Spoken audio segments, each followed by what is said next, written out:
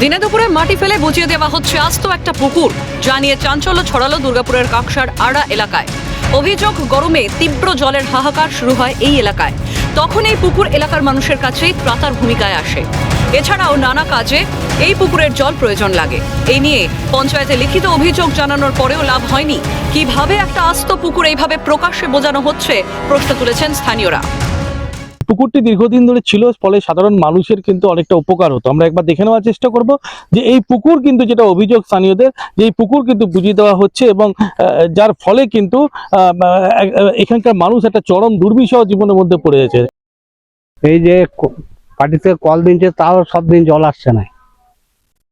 তার জন্য এটা জ্যৈষ্ঠী আষাঢ় মাসে কিছু জল হয়, আমাদের এই মাঘ ফাগুন পর্যন্ত চলে। তারপরে তো জলের সমস্যা বলতে একদম খুবই অবস্থা খারাপ আমাদের। এই পুকুরটা থাকলে ছিল, ভালো ছিল। হ্যাঁ, পুকুরটা ছিল, ভালো ছিল, চানো হতো, বাসন কোসন ধোয়া হতো, বুঝিয়ে দেওয়া হচ্ছে। মানুষের তো একটু অসুবিধা আছে, আর সরা ভরা আর তো করতে পারবো না। কাজে লাগতো, অনেক কাজে লাগতো, কারণ গরিব মানুষেরই কাজে লাগতো। বুঝিয়ে দেওয়া হয়েছে, এখন বুঝিয়ে দেওয়া হয়েছে। তো এখন কি বলছে পঞ্চায়েত?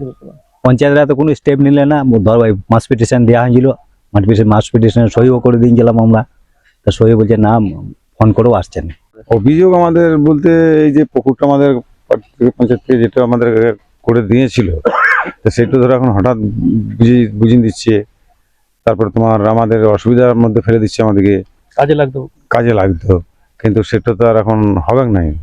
কি বলছে পঞ্চায়েত? দেখছি এই বলছে, তার মধ্যে বুঝিয়ে দেওয়া হচ্ছে, আর তার মধ্যে আবার বুঝিয়ে দেওয়া হচ্ছে। স্থানীয় তৃণমূল পরিচালিত মালানদিঘি গ্রাম পঞ্চায়েত উপপ্রধান বিশ্বরূপ চট্টোপাধ্যায় জানান, পুকুরের একটা বড় অংশ খাস জমির মধ্যে রয়েছে। নিষেধ করা সত্ত্বেও কাজ বন্ধ করেনি তারা। দুর্গাপুরের মহকুমা শাসকের দ্বারস্থ হচ্ছেন এবারে তিনি নিজেও। প্রয়োজনে গ্রামের হয়ে আইনি লড়াইও তিনি নিখরচায় করবেন। আইনজীবী হিসেবেও এমনটাই জানান পঞ্চায়েত উপপ্রধান তথা আইনজীবী বিশ্বরূপ চট্টোপাধ্যায়। পঞ্চায়েতে একটা লিখিত জানিয়েছে স্থানীয় মানুষরা।